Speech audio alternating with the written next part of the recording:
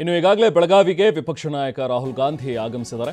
ಇವತ್ತು ಮತ್ತು ನಾಳೆ ಕಾಂಗ್ರೆಸ್ನ ಸಮಾವೇಶ ಏನಿದೆಯಲ್ಲ, ಗಾಂಧೀಜಿಯವರ ಸಮಾವೇಶಕ್ಕೆ 100 ವರ್ಷಗಳು ತುಂಬಿದಂಥ ಹಿನ್ನೆಲೆಯಲ್ಲಿ ಇವತ್ತು ಮತ್ತು ನಾಳೆ ಸಮಾವೇಶವನ್ನು ಹಮ್ಮಿಕೊಂಡಿದ್ದಾರೆ ಕಾಂಗ್ರೆಸ್.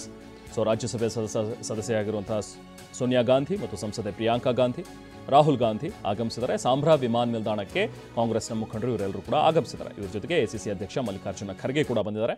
ಬೆಳಗಾವಿಯಲ್ಲಿ ನಡೀತಾ ಇರುವಂತಹ ಸಮಾವೇಶ, ಇವತ್ತು ಮತ್ತು ನಾಳೆ ಇರುವಂತಹ ಸಮಾವೇಶಕ್ಕೆ ಆಗಮಿಸಿರುವಂತಹ ಕಾಂಗ್ರೆಸ್ ನಾಯಕರುಗಳು.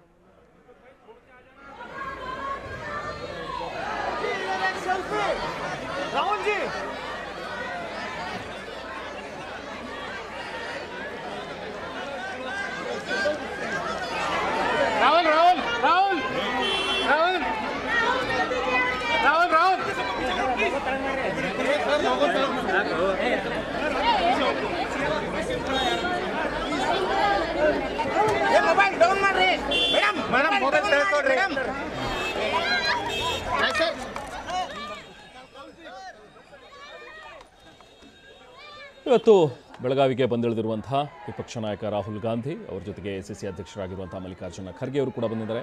ಹಾಗೆ ಸಂಸದೆ ಪ್ರಿಯಾಂಕಾ ಗಾಂಧಿ ಮತ್ತು ರಾಜ್ಯಸಭೆ ಸದಸ್ಯ ಆಗಿರುವಂತಹ ಸೋನಿಯಾ ಗಾಂಧಿ ಕೂಡ ಬಂದಿದ್ದಾರೆ. ಇನ್ನು ರಾಜ್ಯ ಕಾಂಗ್ರೆಸ್ನ ಉಸ್ತುವಾರಿ ಸುರ್ಜೇವಾಲಾ, ಕೆಸಿ ವೇಣುಗೋಪಾಲ್ ಅವರು ಕೂಡ ಇವತ್ತಿನ ಸಮಾವೇಶಕ್ಕೆ ಆಗಮಿಸಿದ್ದಾರೆ. ಇವತ್ತು ಮತ್ತು ನಾಳೆ ನಡೆಯಲಿರುವಂತಹ ಬೃಹತ್ ಸಮಾವೇಶ.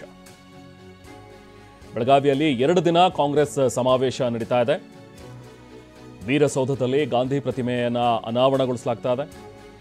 ಸಿಎಂ ಅನಾವರಣಗೊಳಿಸಿದ್ದಾರೆ. ಈಗ ಟಿಳಕವಾಡಿ ವೀರಸೌಧದಲ್ಲಿರುವಂತಹ ಗಾಂಧಿ ಪ್ರತಿಮೆ ಇದನ್ನು ಈಗಷ್ಟೇ ಅನಾವರಣಗೊಳಿಸಿದ್ದಾರೆ ಸಿಎಂ ಸಿದ್ದರಾಮಯ್ಯ. ಇವತ್ತು ಗಂಗಾಧರ ರಾವ್ ದೇಶಪಾಂಡೆ ಅವರ ಸ್ಮಾರಕ ಭವನ ಕೂಡ ಉದ್ಘಾಟನೆಯಾಗಿದೆ. ಸ್ವತಂತ್ರ ಯೋಧ ದೇಶಪಾಂಡೆ ಅವರ ಭವನವನ್ನು ಸಿಎಂ ಸಿದ್ದರಾಮಯ್ಯ ಉದ್ಘಾಟಿಸಿದ್ದಾರೆ.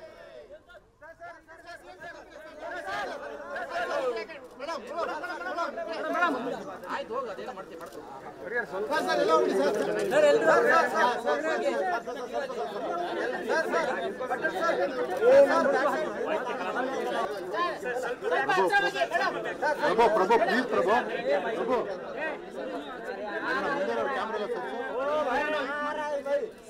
ಯಾರಾದ್ರೂ ಕ್ಯಾಮ್ರಾ ಒಂಚೂರು ಹಿಂದೆ ತೊಳಿ, ಸ್ಟಿಲ್ ಒಂಚೂರು ಹಿಂದೆ ತೊಳಿ.